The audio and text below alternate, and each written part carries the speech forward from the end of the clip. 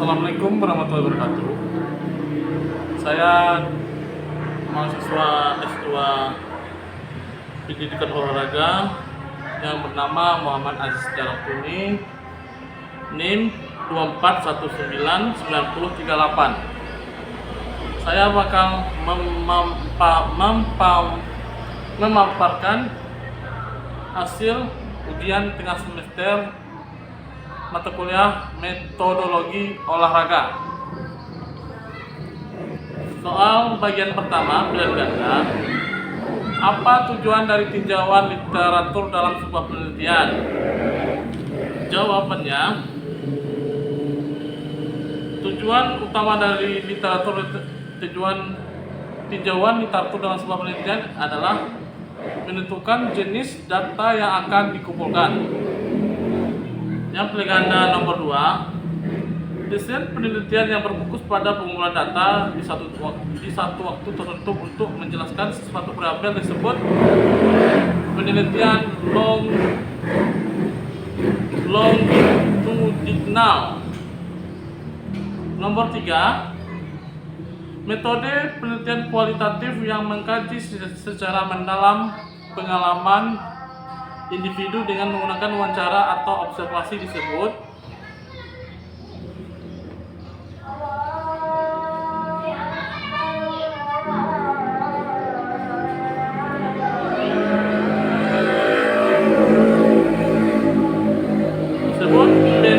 fenomenologi.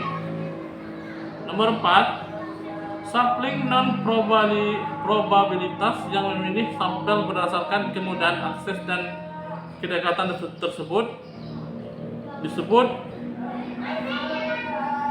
sampling purpose sampling, yaitu sampling non-probabilitas yang memilih sampel berdasarkan kemudahan akses dan kedekatan disebut sampling purposive. Nomor 5, validitas eksternal dalam sebuah penelitian merujuk pada pilihannya. Jawabannya adalah B, keakuratan pengukuran data.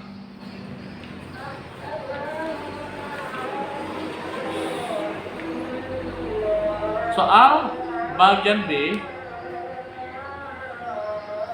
apa perbedaan utama pendekatan kuantitatif dan kualitatif dalam penelitian olahraga? Jawabannya, penelitian kuantitatif yaitu data numerik, pendekatan terstruktur, analisis statistik, sampel besar, sementara metode kuantitatif menyediakan data yang dapat diukur dan dianalisis secara statistik. Daripada penelitian kualitatif yaitu metode kualitatif memberi pemahaman mendalam tentang fenomena sosial. Nomor 2, bagian B, jelaskan konsep triangulasi dalam penelitian kualitatif dan beri contoh penerapan dalam penelitian olahraga. Jawabannya, triangulasi pada hakikatnya merupakan pendekatan multi metode yang dilakukan peneliti pada saat mengumpulkan dan menganalisis data.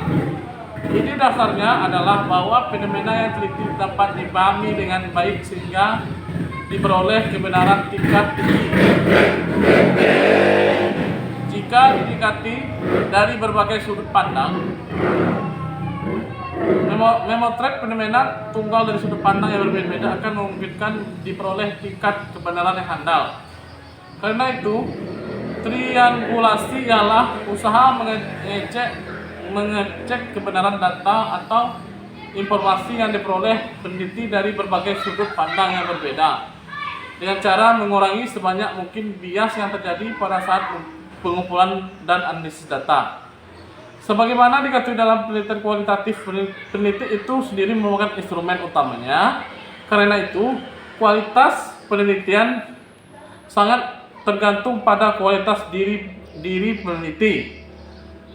Termasuk pengalamannya melakukan penelitian merupakan suatu yang sangat berharga Semakin banyak pengalaman seorang dalam melakukan penelitian, semakin peka memahami gejala atau fenomena yang diteliti.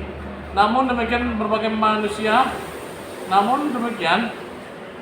sebagai manusia, seorang peneliti sulit terhindar dari bias atau subjektif. Karena itu, tugas peneliti mengurangi semaksimal mungkin bias yang terjadi agar diperoleh kebenaran utuh. Pada titik ini, para penganut kaum positif melakukan tingkat keilmuan penelitian kualitatif, malah ada yang secara ekstrim menganggap penelitian kualitatif tidak ilmiah karena menggunakan terminologi dan cara yang mirip dengan model paradigma positivistik atau kuantitatif seperti pengukuran dan validitas, triangulasi, mengundang perdebatan cukup panjang di antara para ahli penelitian kualitatif sendiri. Alasannya, selain mirip dengan cara dan metode penelitian kuantitatif, metode yang berbeda-beda memang dapat dipakai untuk mengukur aspek yang berbeda. Tetapi toh juga akan menghasilkan data yang berbeda pula. Kendati terjadi perdebatan sengit, tetapi seiring dengan perjalanan waktu, metode triangulasi semakin lazim dipakai dalam penelitian kualitatif karena terbukti mampu mengurangi bias dan meningkatkan kredibilitas penelitian.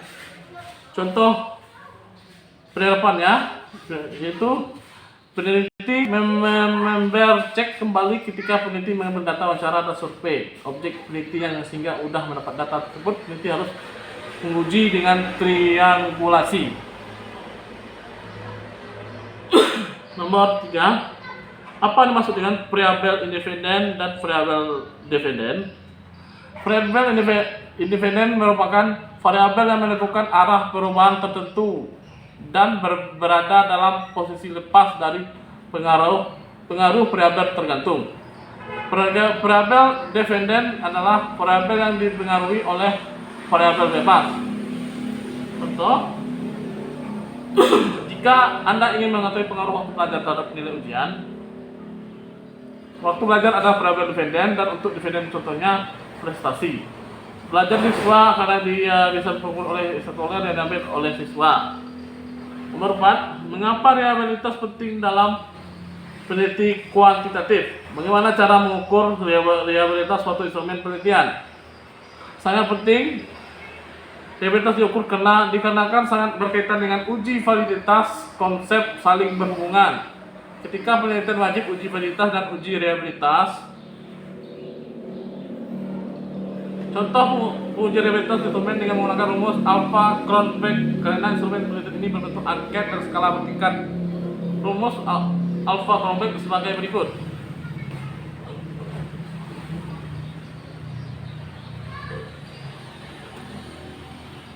R11 sama dengan kurung N per N kurang 1 tutup kurung 1 kurang ma A2T A2T. Langkah pengujian reliabilitas bisa menggunakan SPSS, yaitu klik analyze, scale reliabilitas analyze, masuk item variable X ke item, lalu pastikan pada model terpilih alpha, lalu klik OK. Nanti nilai Cronbach alpha sebesar 0,981 yang menunjukkan bahwa K11 kelihatan cukup reliable. Ya. Soal nomor 5 di bagian B. Apa perbedaan antara sampling probabilitas dan non-probabilitas? Probability sampling adalah teknik pengambilan sampel memberikan peluang yang bagi setiap unsur anggota populasi untuk dipilih menjadi anggota sampel, dan non-probability sampling merupakan pengambilan sampel yang tidak memberikan peluang yang sama pada anggota populasi dan penentuannya tidaklah acak. Pengambilan sampel dari populasi bisa jadi karena kebetulan atau faktor penentu dari peneliti. Nah, soal nomor 3 bagian C, esai.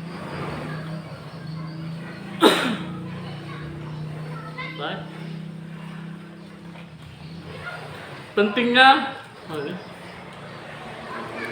Analis bagian CSI dipilih nomor satu pentingnya ketika penelitian dalam penelitian olahraga.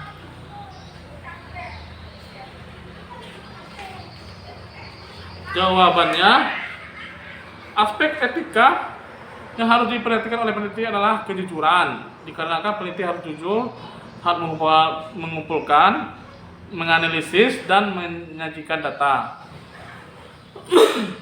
Pelanggaran akademik seperti manipulasi data, plagiarisme, dan pemalsuan hasil penelitian dianggap sebagai pelanggaran serius. Pendekatan mixed method dalam penelitian olahraga. Jawabannya, mixed method research adalah suatu pendekatan untuk menyelidiki masalah yang berhubungan dengan perilaku sosial dan kesehatan dengan mengumpulkan dan menganalisis data kuantitatif dan kualitatif secara ketat sebagai jawaban pertanyaan penelitian, dan mengintegrasikan atau mencampur dua bentuk data dalam desain penelitian tertentu untuk menghasilkan yang baru dan lebih lengkap wawasan atau pemahaman daripada apa yang mungkin diperoleh dari data kuantitatif atau kualitatif saja. Kelebihan pendekatan mixed method yaitu: 1. Sanggup menjawab pertanyaan yang tidak mampu dijawab. 2. Memberikan proses pengambilan simpulan yang lebih baik atau akurat. 3. Memberikan peluang untuk menyajikan beragam pandangan yang komprehensif.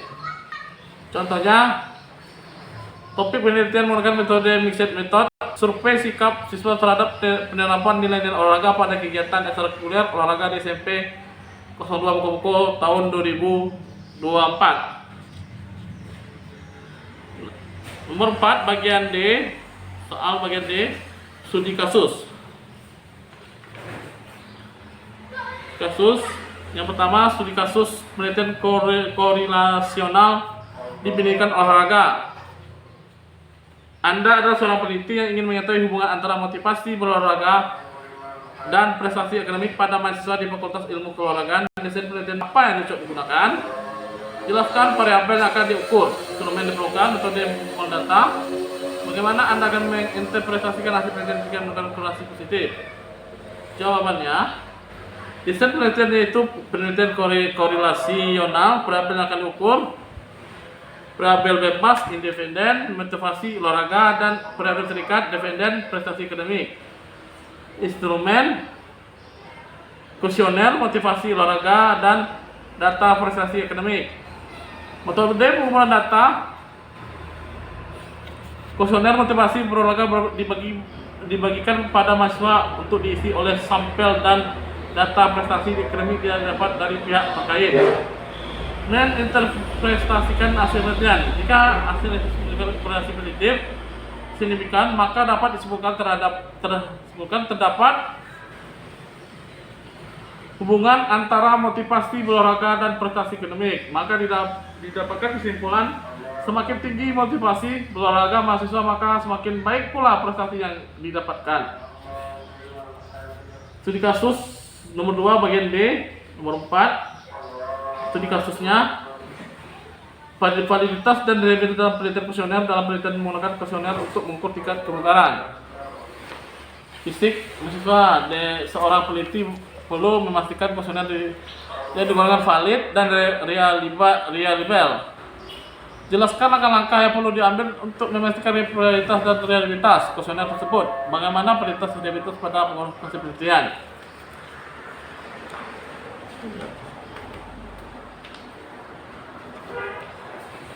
Langkah-langkahnya perlu diambil dalam validitasnya. 1. Validitas isi adalah hubungan isi dengan item atau pertanyaan di dalam tes representatif dari semua domain isi pelajaran atau sesuai dengan tujuan instruksional khusus yang telah ditentukan sebelumnya. 2. Validitas kriteria adalah suatu ukur validitas yang ditentukan dengan adanya pembandingan skor tes yang telah didapatkan dengan suatu kriteria tertentu pada sebuah ukuran luar. Validitas konstruk menunjuk pada kualitas alat ukur yang digunakan apakah sudah benar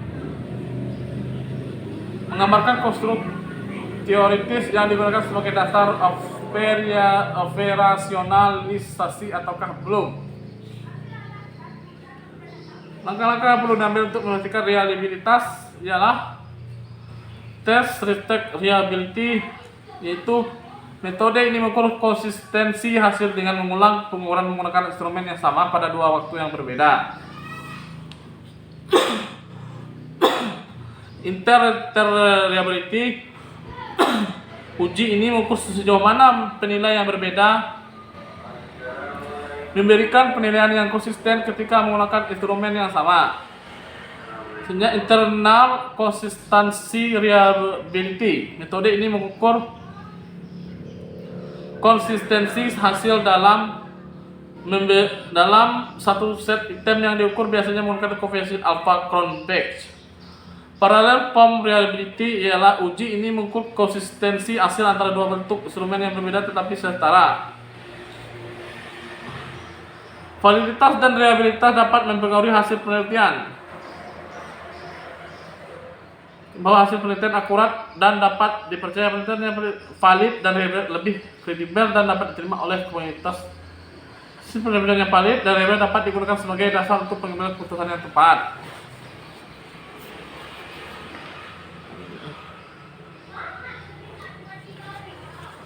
Selanjutnya, bagian E.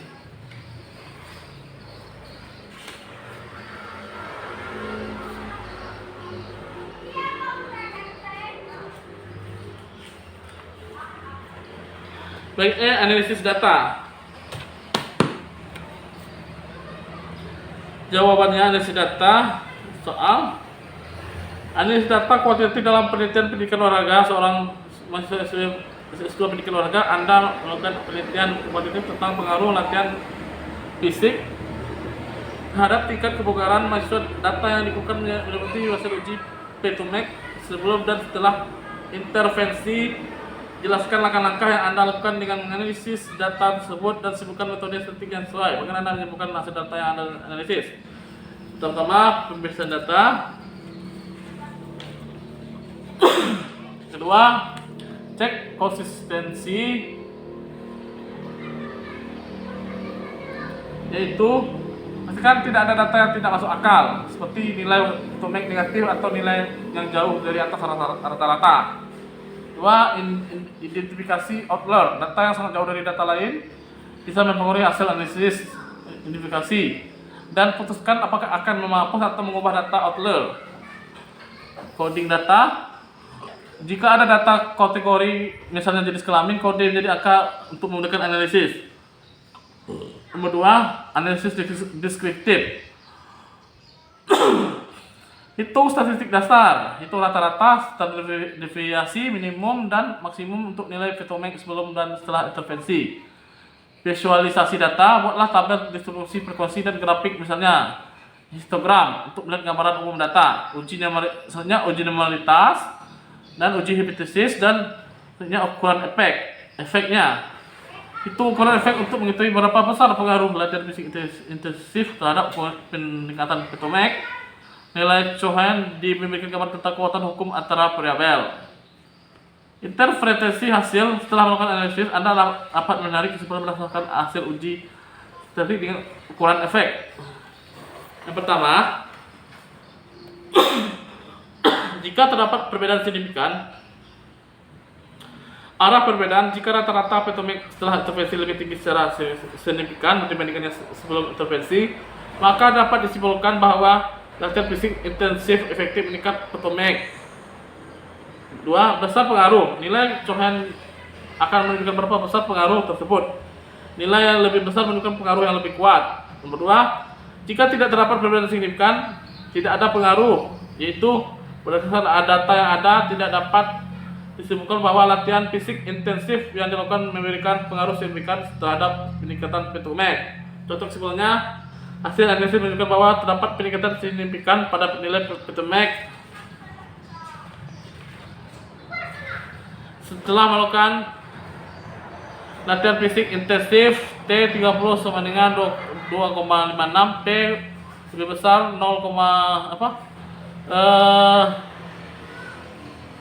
lebih kecil 0,05 lebih kecil dari P, D sama dengan 0,75. Hal ini menunjukkan bahwa program latihan demikian efektif dalam meningkatkan kemampuan kardiovaskuler pada manusiawi. Ukuran efek Cohen sebesar 0,75 mengindikasikan bahwa efek negatif itu cukup besar.